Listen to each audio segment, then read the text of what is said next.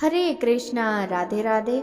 सभी को सुप्रभात। आप सभी ने हमारी डे 3 की वीडियो में देखा कि हम रानाचट्टी में रात्रि विश्राम के लिए रुके थे। ये हमारा 4 धाम यात्रा का डे 4 है। डेट है 28 अप्रैल 2023 एंड डे है फ्राइडे। तो हम सभी सोकर उठ चुके हैं। सुबह के 5 बज रहे हैं। सभी लोग ब्रश करेंगे और स्नान हम यमुनोत्री धाम में पहुंचकर ही करेंगे। तो मैं आप सबको ये जो मेरे पीछे आप सुखद नज़ारा देख रहे हैं, चारों ओर ऊंचे ऊंचे पहाड़ों को टक्कर देते हुए ऊंचे ऊंचे हिम शिखर, जिन्हें मन भर देखने के लिए भोर से सांझ का समय भी कम पड़ जाए। ऐसे में क्षण भर सभी अद्भुत दृश्यों को निहारती और कैमरे की मदद से सभी दृश्यों को कैद कर लेती।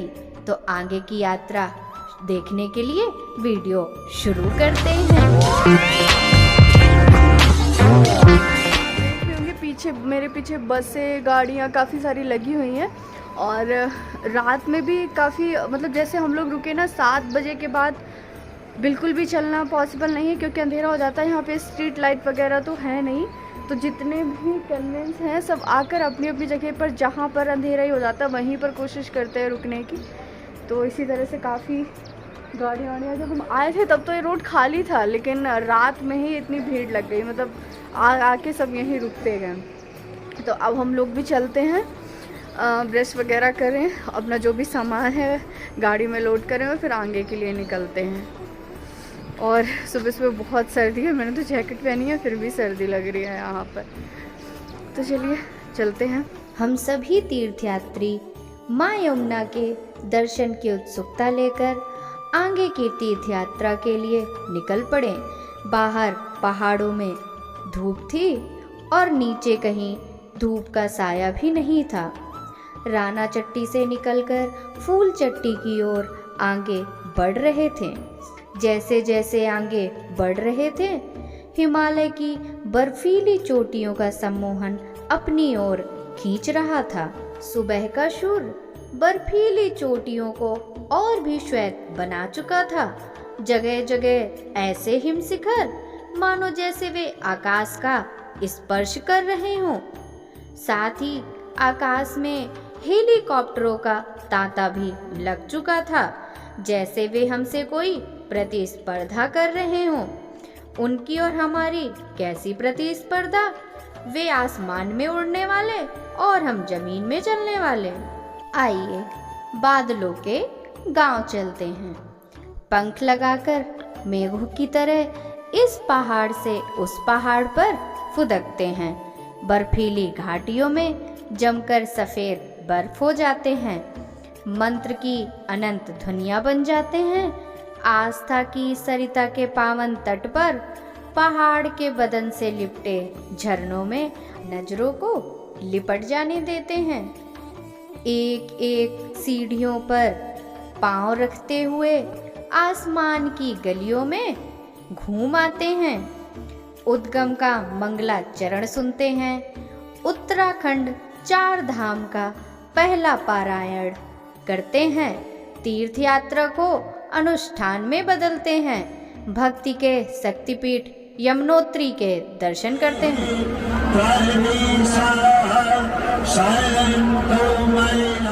आगे बढ़ते जा रहे थे और हिमालय के अद्भुत दृश्यों में खोते जा रहे थे। एक शिखर पर मुग्ध होते कि दूसरे शिखर पर बर्फ की और धारियां दिखने लगती, जैसे हिमालय कह रहा हो कि एक जगह पर कहाँ अटके हो, मुझे देखना है तो सर्वांग देखो। हिमाच्छिद चोटियों को देखते देखते हनुमान चट्टी से होते हुए जानकी चट्टी पहुंच गए। जानकी चट्टी पे पहुंच चुके हैं और पीछे देखिए आप बर्फ के पहाड़ आपको नजर आ रहे हैं। तो यहाँ पे गाड़ी खड़ी हो जाएगी। अब यहाँ से हमें या तो पालकी लेना है या पैदल जाना है या घोड़े पे जाना है, ये हमारे ऊपर डिपेंड करता है। और ठंड बहुत भयंकर है, आप सब देख सकते हैं, यहाँ पूरा ठंड का माहौल है। तो अभी सब हम यहाँ बैठ के चाय पी रहे हैं, चाय आ गई है। चाय पीने के बाद फिर निकलते हैं आगे के लिए। जानकी चट्टी तक 4 पहिया साधन ने भरपूर साथ दिया। जानकी चट्टी से पैदल ही चढ़ना पड़ता है। गाड़ी घोड़े लाव लश्कर ये सब तो बस कुछ देर ही साथ दे सकते हैं। इसके बाद तो अपने बल पर ही आगे बढ़ना होता है। अपने कर्म, अपनी साधना और अपने आत्मबल के सहारे ही हर कठिन मार्ग तय होता है। हालांकि जानकी चट्टी से यमुनोत्री तक जाने के लिए मनुष्यों ने अपने तरीकों की सुविधाएं तैयार कर ली हैं। पैदल चलने में असमर्थ हैं तो खच्चर, घोड़े, डोली, कुंडी या दूसरों की पीठ आदि पर सवार हो सकते हैं। ऊपर जाने के लिए खच्चर वाले 1800 से 2000, पालकी वाले 5 से 6000 और कुंडी वालों ने 2500 से 3000 लेते हैं। पालकियाँ देख रहे हैं, चढ़ाई में आगे की यात्रा के लिए ये पालकियाँ जाएंगी।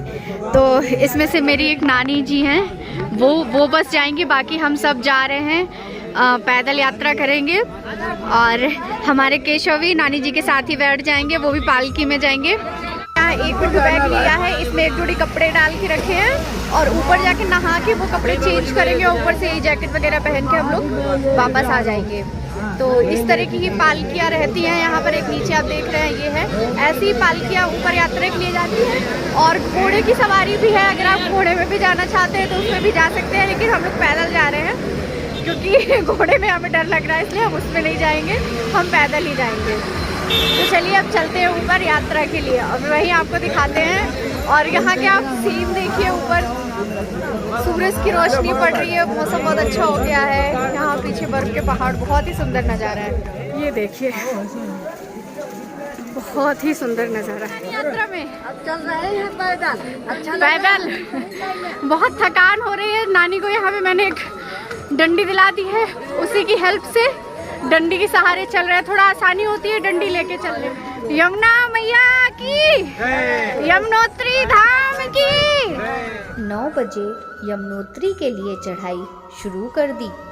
आसमान से बादल पूरी तरह गायब थे, निर्मल धूप थी। पहले थोड़ा चले तो लगा सामान्य पर्वत है, लेकिन जैसे जैसे आगे बढ़े तो चढ़ाई खड़ी होती गई। पीठ पर बैग का बोझ भी था, थकावट भी लग रही थी, साथ ही साथ सांस भी फूल रही थी, इसलिए बीच बीच में विश्राम के लिए ठहरना पड़ता था। नानी को मैंने यहाँ पे बास्केट में बिठवा दिया है क्योंकि नानी थक जाती है, इसलिए नानी को बास्केट बिठा दिया है और हम अभी पैदल ही चलेंगे। लगभग हम 1-1.5 किलोमीटर की चढ़ाई चढ़ चुके हैं। नानी को पिट्ठू में बैठा दिया है और मैं बहुत थक गई हूँ। थोड़ा सा रेस्ट करने के लिए रुके हैं यहाँ पर। सबसे पीछे सबसे अकेले से मैं ही बची हूँ, बाकी वो लोग पिट्ठू में तो आगे निकल चुके हैं। थोड़ा रेस्ट करके फिर आगे बढ़ते हैं। और इतना पसीना देखिए, नीचे तो बहुत ठंडी थी, लेकिन जैसे जैसे चढ़ाई चढ़ रहे हैं वैसे वैसे कोई भी कपड़े काम नहीं दे रहे हैं, सब बहुत पसीने से लथपथ हो गए हैं। तो चलते हैं आगे की यात्रा के लिए। वैसे भी कोई जल्दी नहीं थी, पूरा दिन था हमारे पास, इसीलिए विश्राम करते करते आराम से चढ़ाई चढ़ रहे थे। सड़क सीमेंटेड है, लेकिन लोगों के लगातार चलते रहने और घोड़ों के दौड़ते रहने से रास्ता कहीं कहीं चिकना हो गया है। इससे फिसलने का खतरा बना रहता है, संभल कर चलना रहता है। हालांकि दाहिनी तरफ बह रही माँ यमुना और यमुना के उस पार घना वन निरंतर वशीकरण के मंत्र फेंकता रहता है। जगह जगह बन रहे प्रपात सहसा ध्यान आकृष्ट कर लेते हैं। बिल्कुल पहाड़ के ऊपर से पानी लुढ़कता हुआ नीचे गिरता है। ऐसा लगता है जैसे कोई पैदल तीर्थयात्री छोटे रास्ते के चक्कर में पगडंडी पकड़कर नीचे उतर रहा हो। ये छोटी छोटी नदियां भी अचानक छलांग नहीं लगाती, बल्कि पहाड़ की उंगली पकड़कर आहिस्ता आहिस्ता नीचे उतरती हैं। नीचे से ऊपर तक कई जगह ऐसे दृश्य देखने को मिलते हैं। सुंदर सुंदर नज़ारों का मज़ा लेते हुए आराम से चल रहे हैं पैदल यात्रा। बहुत ही एनर्जी की बहुत ज़रूरत है यहाँ पे अगर पैदल यात्रा करना है, पॉसिबल नहीं है। बहुत थक जाते हैं। सभी लोग आगे जा चुके हैं, मैं अकेले बची हूँ। थोड़ा रेस्ट कर लूँ फिर आगे चलते हैं। आपको दिखाई दे रहा है ना, ये सारी पैदल यात्रा तय करके आए। काफ़ी दूर तक, जहाँ तक आप देख पा रहे हैं, सारी पैदल यात्रा तय करके आए हैं। जैसे जैसे यमुनोत्री के समीप पहुंचते हैं, कई छोटी छोटी नदियां एक साथ नीचे उतरती हैं और यमुना बन जाती हैं। वहां के स्थानीय लोगों से पूछा तो पता चला कि सावन में तो ऐसी अनगिनत नदियां बहती रहती हैं। सोचने लगी कि जब ये पहाड़ ग्रीस में कई कई सावन गोद लिए हैं, तो सावन में न जाने कितने सावन अपने पास बैठाता होगा। 2 किलोमीटर की चढ़ाई बाकी है। 3 किलोमीटर की यात्रा तय कर ली। बहुत गर्मी लगी। रास्ते में मुझे नानी मिली थी, मैंने जैकेट उतार के उनको दे दी। एक कोल्ड ड्रिंक खरीदी। यहाँ पे खाने पीने के रेट भी बहुत डबल है। छोटी वाली कोल्ड ड्रिंक की बोतल 50 रुपीज़ की। तो ऐसे रेस्ट कर करके अपनी यात्रा कंप्लीट कर रहे हैं। फिर मिलते हैं आपसे थोड़ी देर। 3 किलोमीटर तक तो चढ़ाई फिर भी ज़्यादा मुश्किल नहीं है, लेकिन आखिर के 2 किलोमीटर तो बहुत ही खड़ी चढ़ाई चढ़नी पड़ती है। थोड़ी ही देर में सांस फूलने लगती है, जल्दी जल्दी रुकना पड़ता है, थकान पराजय में बदलने लगती है। उसी समय पहाड़ी आदमी एक आदमी को पीठ पर चढ़ाए पहाड़ चढ़ जाता है।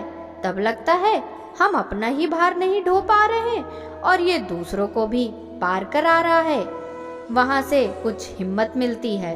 बातचीत में पता चला कि यह नेपाली है और दिन में 2-2 बार इस तरह लोगों को ले लेकर ऊपर चढ़ जाते हैं और यमुनोत्री धाम तक पहुँचाते हैं। 1.5 किलोमीटर की यात्रा बची है अब। 1 किलोमीटर की यात्रा बची है। पूरे मार्ग में लगातार घोड़े चढ़ते उतरते रहते हैं। ऐसे में कई बार पैदल चलना मुश्किल हो जाता है, इनसे बचना पड़ता है। दौड़ते हुए अगर कहीं इनका एक धक्का लग गया तो फिर संभलना मुश्किल होगा। पूरे मार्ग पर छोटी छोटी दुकानें हैं जिनमें दूध, कोल्ड ड्रिंक, फास्ट फूड, नमकीन इत्यादि मिलता है। मैंने दूध की बोतल ली, नमकीन ली, थोड़ा खाऊंगी, रेस्ट करूंगी, फिर आगे चलेंगे। बहुत ज़्यादा थक गए हैं। अभी लगभग 800 मीटर की यात्रा बाकी है। थोड़ा एनर्जी ले लें फिर आगे चलते हैं। 400 मीटर की यात्रा बची है। हम लोग काफ़ी हद तक एकदम टॉप में आ पहुँचे हैं। थोड़ा ही बाकी रह गया है। बहुत ही सुंदर नज़ारा है। आप कितना भी थक जाओ, लेकिन एक बार इन नज़ारों की तरफ देखो तो आपको वापस से एनर्जी मिल जाती है। रास्ते में मुझे नानी मिल गई है। लगभग 300 मीटर की यात्रा बची है। अब चलते हैं हम लोग यहाँ से आगे। यात्रा प्रारंभ करते हुए अपनी जैकेट पहन लूँ क्योंकि अब सर्दी होने लग गई है। तो चलिए पहनते हैं और चलते हैं आगे। अब हम पहुँचने ही वाले हैं। लगभग मंदिर दिखने लग गया है। कुंड के पास पहुँचने ही वाले हैं। थोड़ी यात्रा हमारी और बची है। माता की कृपा से वो भी बहुत जल्दी कंप्लीट होने वाली है। तो बस जल्दी ही पहुँचने वाले हैं मंदिर के करीब। अब ये हम मंदिर के निकट पहुँच चुके हैं। अब यहाँ की बाजार स्टार्ट हो गई है। ये अब बास्केट वाले भैया ने भी नानी को उतार दिया है। अब यहाँ से बस मंदिर आ गया, थोड़ा सा दूर है, मुश्किल से 10-20 कदम की दूरी है। बस मंदिर आ गया। मंदिर ये दिख रहा है सामने। हम मंदिर के लिए चल रहे हैं। वहीं ऊपर कुंड है, वहीं स्नान करेंगे। तो चलिए। यमुनोत्री पहुंचकर तप्त कुंड में सुंदर स्नान किया। पुरुष व महिलाओं के लिए अलग अलग तप्त कुंड की व्यवस्था की गई है। आप नहा धो के तैयार हो चुके हैं। गर्म कुंड में नहा के आ गए हैं और मौसम यहाँ का बिल्कुल बदल चुका है। बहुत तेज हवाएं चल रही है। मैंने तो अंदर से वूलन से सूट पहना है, ऊपर से जैकेट, फिर भी बहुत सर्दी लग रही है। बस माता के दर्शन कर लें, फिर जल्दी से जूते भी पहनते हैं और फिर निकलते हैं क्योंकि मौसम अब बर्फ़ भी पड़ना शुरू हो जाएगी। बहुत ज़्यादा मौसम बिगड़ रहा है तो अब जल्दी निकलना ही चाहिए। बस जाते हैं माता के दर्शन करें, बस फिर उसके बाद निकलते हैं। सूर्य कुंड में पहाड़ से निकलता हुआ खौलता पानी देखकर दंग रह गई। लोग कपड़े में चावल और आलू बांधकर पका रहे थे। इस पके हुए चावल और आलू को लोग सूर्य भगवान का और माँ यमुना का प्रसाद मानकर घर ले जाते हैं। इसीलिए लोगों में पहले पका लेने की होड़ लगी थी। हमने चावल पका लिए हैं इस तरह से। अब चलते माता के दर्शन करेंगे। हम प्रवेश द्वार पर आ पहुँचे हैं और मंदिर के भीतर चलकर माँ यमुना के दर्शन करते हैं। माँ यमुना के गर्भगृह की प्रदक्षिणा की। कुछ देर आस्था के दर्शन करती माँ यमुना के सामने ही खड़ी रही। मैं कोट पहन के तैयार हो गई हूँ। अब बस हम लोग, हमारे दर्शन भी हो गए, प्रसाद हो गया। बस अब हम यात्रा प्रारंभ करते हैं वापस की। तो चलते। मंदिर की ओर बढ़ रहे श्रद्धालुओं की भीड़ थी और आसमान में बादल जैसे ऊंचे ऊंचे शिखरों पर बैठकर बादल भी माँ यमुना के दर्शन को आतुर हों। मेघ उड़ उड़कर जब एक चोटी से दूसरी चोटी पर जाते थे तो बहुत ही लुभाते थे। नंगे पांव के जरिए ठंड भले ही पूरे बदन को कपकपा रही थी, लेकिन आंखें जो देख रही थी वो अनुपम था, अद्भुत था, दिव्य था। नीचे जनमेदनी और मंत्रोच्चार तथा ऊपर मेघ मल्हार। बादल थे तो पूरे आसमान में, लेकिन नीचे बूंदों के रूप में गिर रहे थे। मौसम अत्यंत बिगड़ चुका था।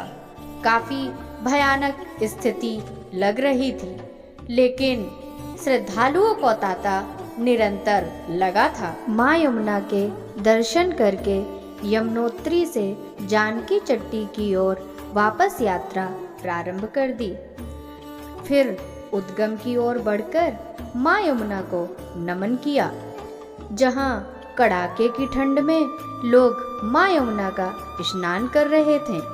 कालिंदी के जल से जन्म जन्मांतर के पाप धुलने का प्रयत्न कर रहे थे, पुण्यों के अर्जन में लगे थे। देखते ही देखते हम भैरवनाथ के मंदिर के निकट पहुंच गए। शास्त्रों में वर्णन है कि मात्र एक बार यमुना के स्नान से मनुष्य कृतकृत हो जाता है। वे यमलोक में कभी नहीं जाता, उसे मोक्ष की प्राप्ति होती है। श्रद्धालु माँ यमुना का उद्गम मानकर ही यहाँ स्नान व पूजन करते हैं, जबकि यमुना इस यमुनोत्री धाम से लगभग 12 किलोमीटर आगे सप्तऋषि कुंड से प्रकट होती हैं। माँ यमुना की कृपा से ही वहाँ पहुँचा जा सकता है, या फिर ट्रैकिंग का कठिन अभ्यास हो।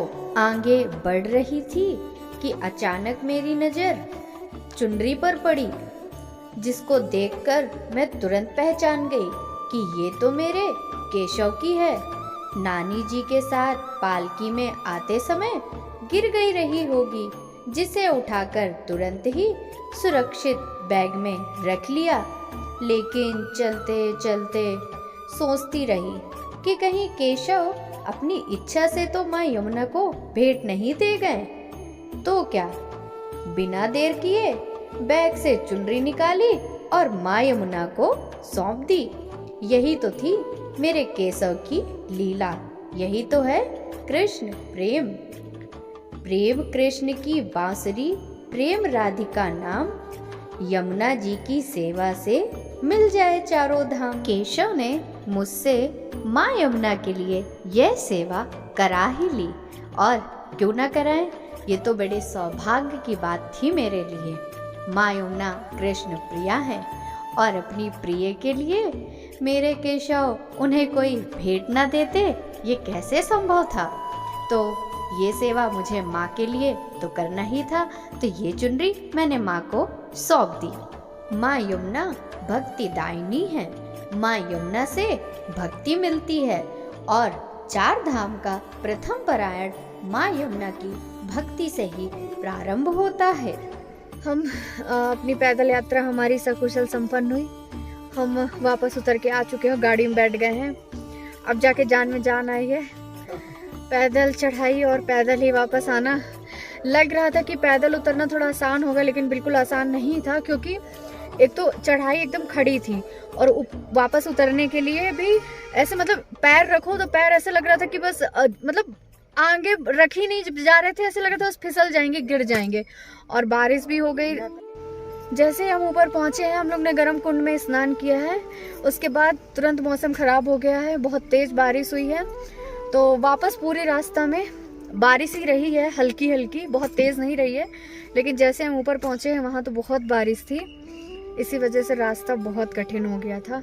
लेकिन माता के आशीर्वाद से हमारी यात्रा सकुशल संपन्न हुई और हम सब अब गाड़ी में आ गए हैं। अभी भी हमारे साथ के 2 लोग बाकी हैं, तो उन्हीं का इंतज़ार कर रहे हैं। उसके आगे फिर हम चलेंगे अपनी आगे की यात्रा के लिए। देखेंगे कैसा क्या समय बच रहा है, क्योंकि काफ़ी ज़्यादा टाइम हो गया है, लगभग 6:30 बज रहे हैं।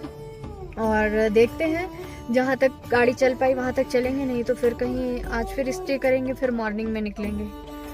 और आज भी सुबह से अपने केसों से नहीं मिली थी, देखिए अभी जाके मिली हूँ। बेचारे ठंडी में वो बहुत परेशान हो गए। तो चलिए वापसी मिलते हैं थोड़ी देर में। यहाँ पे लगभग 8 बज गए हैं। अब 8 बजे के बाद गाड़ी चलना पॉसिबल नहीं थी, तो हमने यहाँ पे एक होटल लिया है और अब हम यहीं रात में स्टे करेंगे, कुछ खाएंगे पिएंगे और मॉर्निंग में निकलेंगे। तो चलिए हमने जो रूम लिया है, मैं आपको रूम का टूर करवाती हूँ कि रूम कैसा है हमारा। ये रूम है हमारा, यहाँ 2 डबल बेड हैं। तो सबसे पहले हमने हमारे केशों को बिठाया है, एक बेड ये है और एक बेड ये है। मैं वॉशरूम दिखा देती हूँ। रूम ठीक है, ये वॉशरूम है, रूम ठीक है मतलब कुल मिला के। और खाना खाने के लिए आए वैष्णो होटल में, और ठंड बहुत है तो हम सब यहाँ पे भट्टी की आग में हाथ सेक रहे हैं। बहुत ज़्यादा ठंड है, बहुत ज़्यादा। जैसे अपने यूपी में जनवरी वाली ठंड होती है ना, वो ठंड आज हम यहाँ उससे भी कई गुना ज़्यादा है, तो बहुत मुश्किल है। तो बस अब हम थोड़ी देर में, बस हमारा खाना यहाँ तैयार हो रहा है, हम खाना खाएंगे, उसके बाद बस सोएंगे। ये हमारी आज की खाने की थाली, जिसमें से हमने टमाटर से फ्राई करके दाल ली है, रोटी, और आलू जीरा हमारा अभी कुक हो रहा है, तो उसका वेट कर रहे हैं। जैसे ही आता है हम खाना शुरू करें। रात्रि भोजन के बाद सभी ने विश्राम किया। प्रातः जगकर अगले धाम की यात्रा के लिए प्रस्थान करेंगे। तब तक आप सभी ने यदि मेरा चैनल सब्सक्राइब नहीं किया है तो तुरंत ही कर लें, और वीडियो में सबसे अच्छा पार्ट आपको कौन सा लगा कमेंट करके ज़रूर बताइएगा। और भक्ति निरंतर करते रहिए। प्रभु से प्रार्थना कीजिए कि जल्द ही आपको भी 4 धाम की यात्रा के लिए प्रभु अपने दरबार में बुलाएं। वीडियो को लाइक करके मेरा मनोबल बढ़ाने में सहयोग करें। साथ ही वीडियो को अपने सहयोगी व इष्ट मित्रों को शेयर करें। सभी को हरे कृष्णा, राधे राधे, हरि बोल, जय यमुनोत्री धाम।